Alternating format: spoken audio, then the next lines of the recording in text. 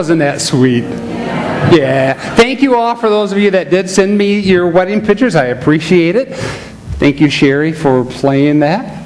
I called her last night and said, hey, would you do something for this? And thanks, Kim, for putting it together. Appreciate it. Just wanted to start off with that because marriages, sometimes we'd say marriages are made in heaven. Some marriages are made in... Yeah, I won't say the word. You can say it for me. You know what I'm saying. Sometimes people say they're made the other place. Sometimes marriages are those awesome times that we spend together with one another, and sometimes there's that difficulty.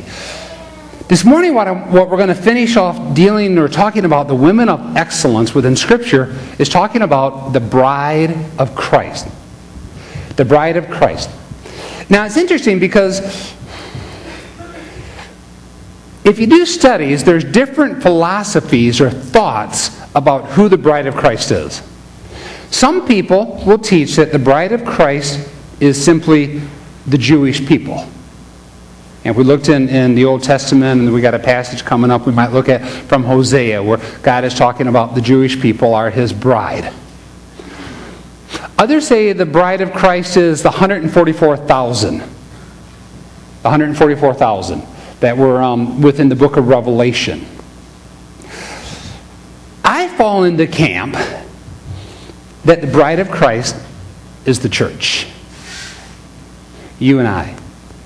The visible and the invisible bride of Christ. Those who have accepted Christ. What I say by invisible is there's probably some people who aren't in the visible church, but who are still Christians. So they're still part of that bride of Christ. So the church, you and I, if we've asked Christ in our life, we're called to be that bride of Christ. Well, it's interesting because if you think about it, throughout history,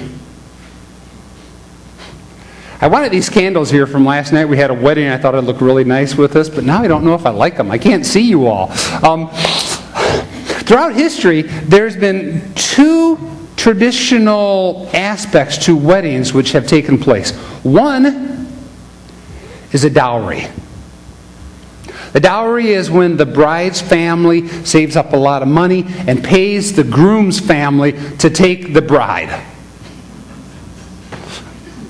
Well, yeah, it's supposed to make the groom's family a little wealthier and be able to pay for things, but I just think it sounds funny, it's like you're paying to get rid of your daughter. But that's called the dowry. It's still going on today around the world, and it's interesting if you get online what's taking place. It's called dowry killings. Sounds pretty sad, but there's parts of the world where the dowry is still taking place, and the groom will end up, after some short time, do away with his wife because he wants to keep the money, and then he can get a new wife and get a new dowry. Pretty sad what's going on with that around the world. But that's the one idea, the dowry. The other one is the groom paying for the bride, called the bride price. The bride price. Maybe some of you can recall, I remember watching this video way back in the 60s. It was, I had pulled it up online recently and I didn't realize it, but it was done, I think, by the Mormon church.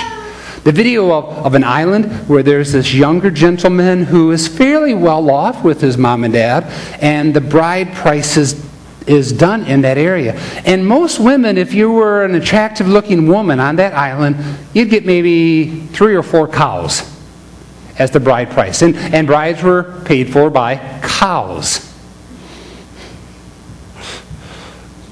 Those of you that know my son Jesse and daughter-in-law Kathy, they come to church when they got married about 7 years ago. I think my son actually gave his new father-in-law 1 or 2 little cows to symbolize buying his bride. I know they talked about it, but anyway, this movie shows the thing of a good woman would maybe be 3 or 4 cows. One that's sort of homely would be like a 2 or 1, but it really didn't go over 4 cows. But this young man talked his mom and dad into the fact he wanted to marry this certain girl on the island who was a bit older, who was a bit plain looking, who was a bit antisocial. And he talked his dad into paying 8 cows for this lady, the bride price. People on the island were shocked. Why are you paying so much money? Well, a couple years later, after their marriage, they saw why. When she realized that she was of value, the real woman inside of her came out. And what was beautiful on the inside shone on the outside. The bride price that was paid. There's the reality that you and I have been bought with a price. You and I have been bought with a price. Jesus is the bridegroom. The church, Christians, are the bride. We have been bought with a price. Not a price of money.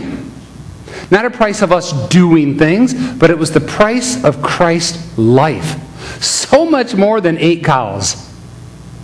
It was His life. It was God coming down, taking the form of humanity, called the incarnation, and becoming one like us. But I'm getting ahead of myself. We had the wedding here last night. 150, 180 people were here.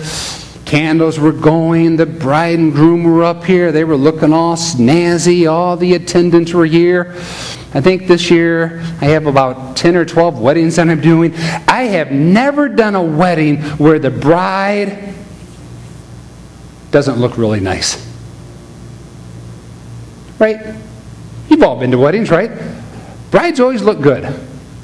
They spend hours on their hair. They do all their makeup. They spend all this time buying the right dress. Any of you watch the TV show? Say Yes to the Dress. Say Yes to the Dress. Yep. Some of you may also watch the Bridezilla show.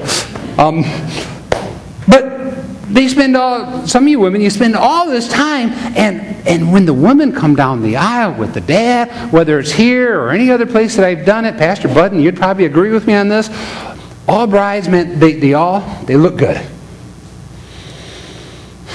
Now, I don't mean to be mean, but sometimes the night before they're not looking as good as what they are the night, the wedding time, or a week before or 2 weeks before.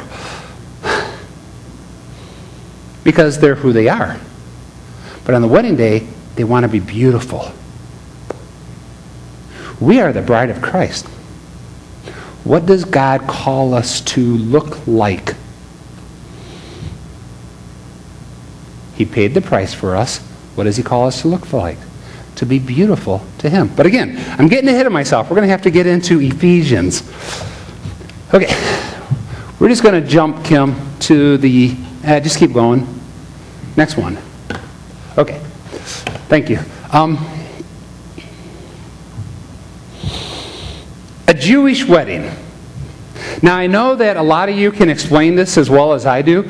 Wednesday night in my sermon study group, I said, I'm going to explain the Jewish wedding again, and I had like a revolt from 5 people saying, you talked about that enough? We all understand a Jewish wedding. Thankfully, I had one guy in my corner, and he said, no, PG, explain it again.